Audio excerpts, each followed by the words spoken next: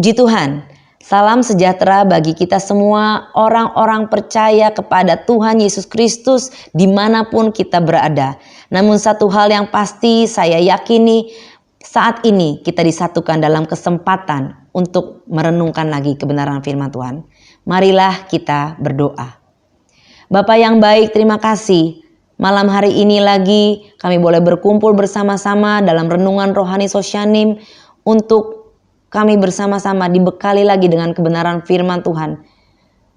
Roh Kudus pimpin kami, pengurapan-Mu atas setiap kami, pertajam pendengaran kami supaya kami mengerti segala sesuatu yang Kau sedang kerjakan dalam kehidupan kami hari-hari ini. Karena itu berkati kami malam hari ini, kami sambut kebenaran firman Tuhan dengan penuh ucapan syukur di dalam nama Tuhan Yesus Kristus. Amin. Puji Tuhan. Malam ini kita berada lagi di awal bulan Oktober. Tanggal 1 Oktober, suatu tanggal yang spesial di mana bangsa kita memperingati Hari Kesaktian Pancasila. 5 dasar negara yang membuat bangsa Indonesia dapat tetap bersatu. Dan semboyan perjuangan untuk bersatu dari bangsa kita inilah yang menjadi judul renungan yang akan kita malam hari ini angkat. Bersatu kita teguh, bercerai kita runtuh.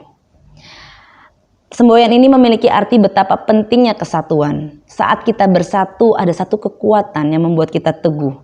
Dan sebaliknya bila kita bercerai ada satu hal yang fatal, keruntuhan yang terjadi. Karena itu malam hari ini kita akan merenungkannya dari sudut pandang Alkitab. Banyak hal yang Alkitab catat tentang persatuan. Salah satunya ini adalah menjadi doa Yesus untuk murid-muridnya. Yohanes 17, tercatat doa Yesus dalam Yohanes 17 ayat yang ke-20. Kita mau baca ayat ini. Yohanes 17 ayat yang ke-20 sampai 22.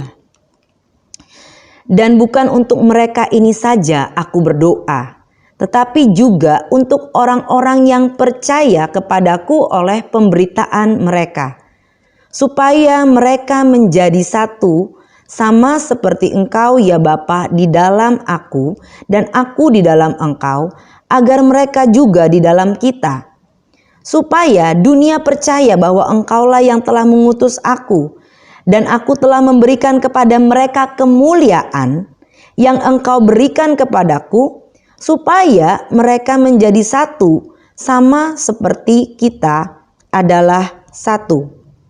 Aku di dalam mereka, kita lanjutkan di ayat ke-23, dan Engkau di dalam aku, supaya mereka sempurna menjadi satu, agar dunia tahu bahwa Engkau yang telah mengutus aku dan bahwa Engkau mengasihi mereka, sama seperti Engkau mengasihi aku. Inilah doa Yesus untuk murid-muridnya, yang akan memberitakan kebenaran tentang Yesus dan kesatuan sampai pada generasi kita, orang-orang percaya, kerinduan Tuhan untuk kita semua menjadi satu. Satu di dalam kasih-Nya, di dalam iman. Mari kita perhatikan di dalam Filipi pasal yang kedua. Apa yang ada di dalam Kristus, kesatuan yang harus kita perjuangkan di dalam Kristus. Ayat yang pertama sampai yang kelima katakan, jadi karena dalam Kristus ada nasihat, ada penghiburan kasih, ada persekutuan roh, ada kasih mesra dan belas kasihan. Karena itu sempurnakanlah sukacitaku dengan ini. Hendaklah kamu sehati, sepikir dalam satu kasih, satu jiwa, satu tujuan, dengan tidak mencari kepentingan sendiri atau puji-pujian yang sia-sia. Sebaliknya, hendaklah dengan rendah hati yang seorang menganggap yang lain lebih utama daripada dirinya sendiri. Dan janganlah tiap-tiap orang hanya memperhatikan kepentingannya sendiri, tetapi kepentingan orang lain juga. Hendaklah kamu dalam hidupmu bersama menaruh pikiran dan perasaan yang terdapat juga dalam Kristus Yesus. Ayat-ayat ini jelas mengatakan, biarlah kita sebagai orang-orang yang percaya kepadanya menaruh satu hal yang sama, yaitu pikiran dan perasaan Kristus yang tertuju kepada keselamatan, kepada jiwa-jiwa, belas kasihan. Dan hal ini sangat berbanding terbalik dengan apa yang disebut perceraian, perpisahan. Meskipun di era COVID ini ada satu selera humor yang mungkin diangkat, bersatu kita teguh, bercerai kita runtuh, diplesetkan di era COVID ini ya. Bersatu kita terpapar COVID, dapat terpapar COVID. Tapi kalau kita jauh-jauhan sepertinya kita akan sehat selamat gitu ya. Tapi inilah satu hal juga yang membuat lelucon, tapi kalau kita pikirkan, pikiran kita seringkali jadi dikacaukan. Kita tidak lagi kembali kepada apa yang disebut persatuan. Ya, memang ini bukan tentang persatuan yang malam hari ini kita renungkan, bukan sekedar tentang kesatuan secara fisik. Karena hari-hari ini justru kita terpisah-pisah di rumah kita masing-masing, jemaat Tuhan. Namun apa yang kita pikirkan, apa yang kita mau jadikan satu, yaitu pikiran dan perasaan kita tentang Kristus, tentang sesama, supaya ada keselamatan. Bersatu di dalam rumah kita, keluarga kita. Mungkin bukan dengan keluarga yang lain, tapi pertama-tama dengan keluarga kita. Mari satukan. Selanjutnya kita bicara tentang hal yang rohani, pikiran kita tertuju dengan apa yang Tuhan kehendaki. Berlawanan dengan apa yang disebut perpecahan, kebalikannya perceraian. Ini yang Tuhan tidak perkenankan. Ya, Tuhan sangat benci perceraian. Tuhan tidak suka dengan perpecahan. Ya, dalam Markus pasal yang ketiga, Yesus katakan hal ini dengan jelas ya, ayat yang ke-24. Kalau suatu kerajaan terpecah, kerajaan itu tidak dapat bertahan. Ya, di ayat yang ke-25 dalam Markus tersebut juga dikatakan, dan jika suatu rumah tangga terpecah-pecah, rumah tangga itu tidak dapat bertahan. Ya, ini kalimat Tuhan Yesus katakan, pentingnya persatuan. Ya, dan perpecahan itu terjadi karena ada ego manusia, ada kepentingan-kepentingan yang kepentingan golongan tertentu yang ditonjolkan. Tapi ini bukan kehendak Tuhan Yesus. Rasul Paulus juga menyatakan bahwa ada berbagai masalah yang terjadi dalam jemaat Korintus. Itu terjadi karena kurang adanya persatuan. Mereka terpecah-pecah dalam kelompok-kelompok dengan mengkultuskan hamba-hamba Tuhan tertentu. Ada Apolos, Kefas, Paulus, bahkan ekstrim golongan Kristus. Seolah-olah golongan yang paling mau sesuai dengan apa yang Tuhan mau. Tapi mereka terpecah-pecah. Dan hal ini tidak Tuhan perkenankan. Karena itu malam hari ini, hal yang mau kita ingat, bersatu kita teguh. Mari satukan hati kita.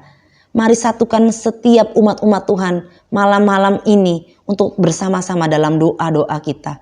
Untuk bersatu dalam doa kita. Untuk bersatu mengasihi Tuhan. Karena itu, biarlah ini yang kita pikir-pikirkan. Bagaimana kita dapat bersatu? Bagaimana kesatuan roh itu dapat kita perjuangkan? Efesus 4 ayat yang ketiga sampai ayat yang ke-6 menjadi pesan kita untuk dapat kita lakukan. Dan berusahalah memelihara kesatuan roh oleh ikatan damai sejahtera, satu tubuh dan satu roh, sebagaimana kamu telah dipanggil kepada satu pengharapan yang terkandung dalam panggilanmu. Satu Tuhan, satu iman, satu baptisan, satu Allah dan Bapa dari semua, Allah yang di atas semua dan oleh semua dan di dalam semua. Mari maju bersama-sama karena Tuhan menghendaki ini. Bukan terpisah-pisah, tapi marilah kita hari-hari ini meningkatkan persatuan kita bersama-sama. Baik di tengah-tengah keluarga, di tengah-tengah jemaat-jemaat Tuhan. Mari ikat diri kita dengan roh Kristus. Karena selanjutnya di dalam kitab Efesus itu dikatakan, bukan untuk tercipta golongan-golongan tertentu, ya. Tapi kalau ada hamba-hamba Tuhan di Sosianim ini, kita punya berbagai ada banyak hamba Tuhan. Dan setiap hamba Tuhan itu dengan karunia-Nya masing-masing akan memperlengkapi jemaat Tuhan. dalam satu pembangunan tubuh Kristus. Ya. Efesus 4 ayat yang ke-11. Dan ialah yang memberikan baik rasul-rasul maupun nabi-nabi, baik pemberita-pemberita Injil maupun gembala-gembala dan pengajar-pengajar, untuk memperlengkapi orang-orang kudus bagi pekerjaan pelayanan, bagi pembangunan tubuh Kristus, sampai kita semua telah mencapai kesatuan iman dan pengetahuan yang benar tentang anak Allah, kedewasaan penuh dan tingkat pertumbuhan yang sesuai dengan kepenuhan Kristus. Sehingga kita tidak diombang-ambingkan dengan permainan palsu manusia, dengan kelicikan yang menyesatkan. Haleluya.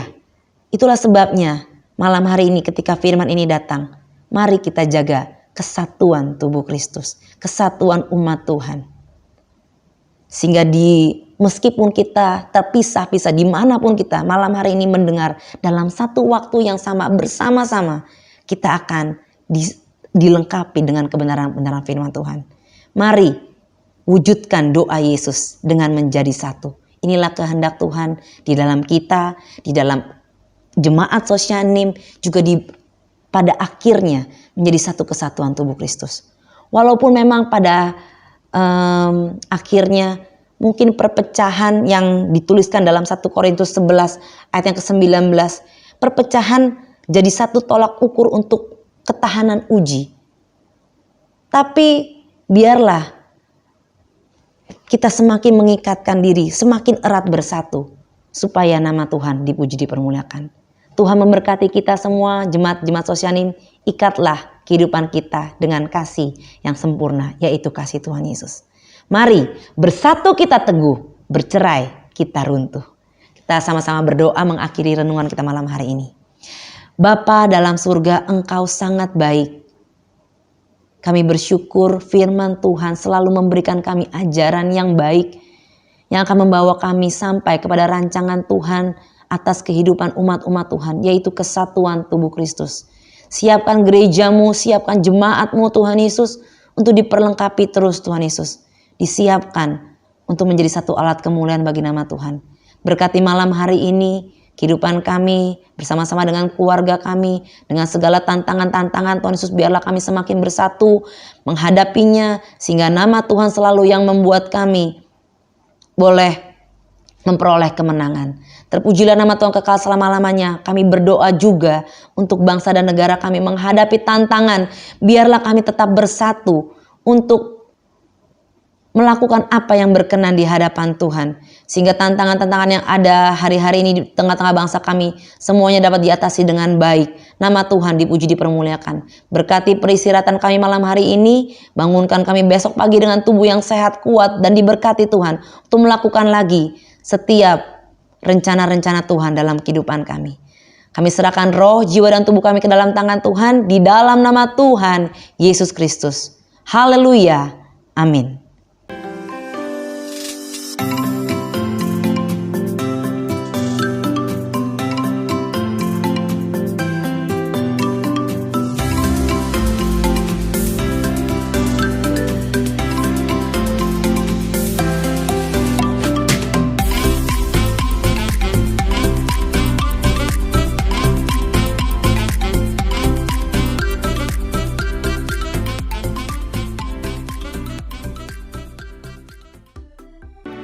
Gerejaku adalah rumahku.